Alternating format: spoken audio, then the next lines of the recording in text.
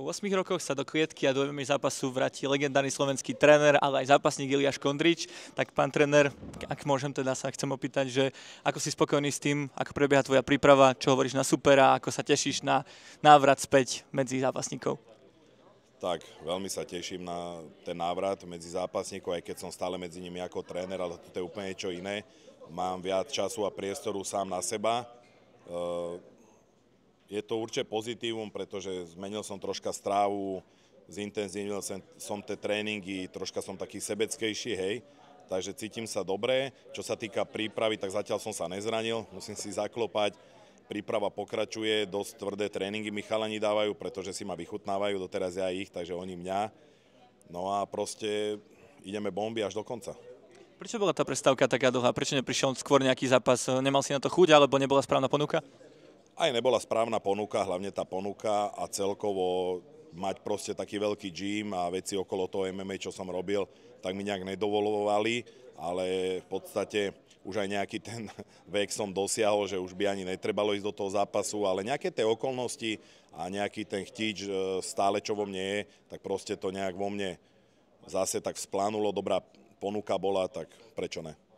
Boris hovoril, že ten zápas je celkom drahý, že bolo drahé ho zorganizovať, tak je to možno jedna z najlepších výplat, alebo tá najlepšia, ako si kedy dostal za MMA zápas? Tak určite áno, určite áno. No, čo som dostal predtým, tak toto je o nejakú tú nulu a tak aj vyššie, takže samozrejme, že teraz je to dobre zaplatené a nehovorím, že vtedy to nebolo dobre platené, ale boli iné možnosti, ten marketing okolo MMA bol úplne kde inde, takže teraz tie podmienky sú také, že človek aj z toho si niečo pekné kúpi.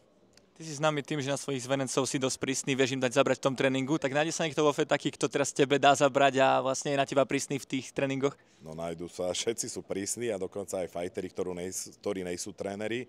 Keď vidia, že trénujem, tak dojdu, hecujú ma, takže nemám tam ja pokoja vôbec. Čo hovoríš na toho supera Mohameda Aliho? Flex má prezývku, tak čo hovoríš na toho Flexa? Myslíš si, že to bude jeden z tých ťažších zápasov tvojej kariéry, alebo veríš, že ho ukončíš rýchlo, ľahko? Určite to bude ťažký zápas, pretože on je vyzápasený, ja som dlho zápas nemal a je to všestranný fighter, ktorý vie nejaké veci na zemi, vie človeka strhnúť, má dobrý ground and pound, dobrý postoj, je tvrdý, ťažší bude, skúsenejší a že mladší, aj keď ja vyzerám podľa mňa troška mladšie, takže určite to bude jeden z najťažších zápasov aj vďaka tomu, že som proste vypadol z toho kolotoča tých zápasov, takže aj sa teším, že to bude ťažký zápas, no. Kebyže vyhrám na nejakým mrzákom, ne, tak by ma to až tak netešilo, ako keď vyhrám nad aktívnym športovcom, ktorý je mladší a dobre vyzerá. RFA plánuje aj turnaj v Dubaji na rok 2026. Je možné, že by tam on mohol zapasiť, keďže je tréner toho UFC gymu. Tak rozmýšľal si nad tým, že by si prípadne mohol dať odvetu s ním v tom Dubaji? Ja sa teraz sústredím na to, čo ma čaká a jak to dopadne, aké budem mať z toho pocity a podľa tých pocitov a jak to dopadne, by som sa pozeral ďalej. Ale samozrejme, však ja by som si rád urobil výlet, aj keď je tam teplo, teraz sme tam natáčali nejaké veci, bolo tam 46 stupňov, to už je na mňa veľa, ale samozrejme, keď zase bude nejaká dobrá ponuka, dobre dopadne tento zápas, tak by som išiel hocikam.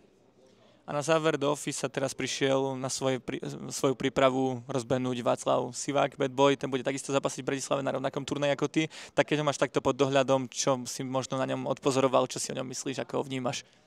Tak je to špecifický typ človeka, je troška aj taký lajdák, ale zase keď už behne do toho tréningu, tak je to mašina. Takže dúfam, že mu tá OFA pomôže, aj možno tá zmena prostredia a že ho to len niekam posunie. Bola by škoda nevyužiť ten potenciál a ísť nejakou zlou cestou. A tá OFA je známa tým, že veľa všelijakých ľudí dala na tú správnu cestu. Ďakujem a držím palce. Ďakujem aj ja.